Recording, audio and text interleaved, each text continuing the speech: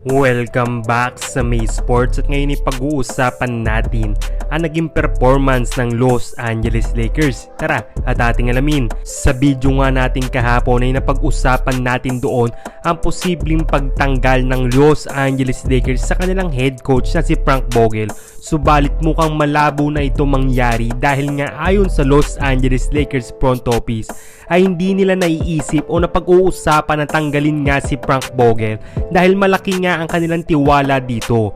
Ngayon nga ang Los Angeles Lakers ay nakakuha ng napakalaking panalo kontra sa Detroit Pistons na kung saan ay nagpakita ng napakagandang performance ang Big 3 ng kanilang koponan.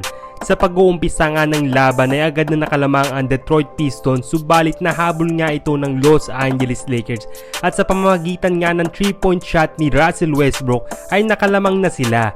Sa pagpapatuloy nga ng laro ay napanatili nila ang kanilang momentum at kalamangan kaya naman tuluyan na nilang nakuha ang kanilang panalo.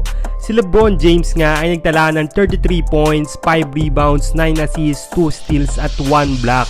Samantalang si Anthony Davis naman ay nagtala ng 24 points, 10 rebounds, 2 assists, 2 steals at 3 blocks. Syempre hindi din magpapahuli si Russell Westbrook na kung saan ay nagtala din ng 25 points, 6 rebounds, 9 assists at 1 steal sa laban na ito na talaga namang kitang-kita natin sa kanilang stat sheets na nag-improve sila pagdating sa opensa at depensa. Isa nga sa naging issue ng Los Angeles Lakers sa bawat pagkatalo nila ay mayroon silang malaking kalamangan subalit sila nga ay nagre-relax at nahahabol nga ito ng kanilang mga kalabans at nagre-resulta nga ito sa kanilang pagkatalo. Subalit kapag nga pinagpatuloy nila ang ganitong performance lalong-lalo na pagdating sa depensa ay panigurado magtutuloy-tuloy na nga ang kanilang pagkapanalo. Yan lamang ang ating mabilisang balita sa ngayon, kaya naman kayo, ano ang inyong masasabi sa naging performance ng Los Angeles Lakers?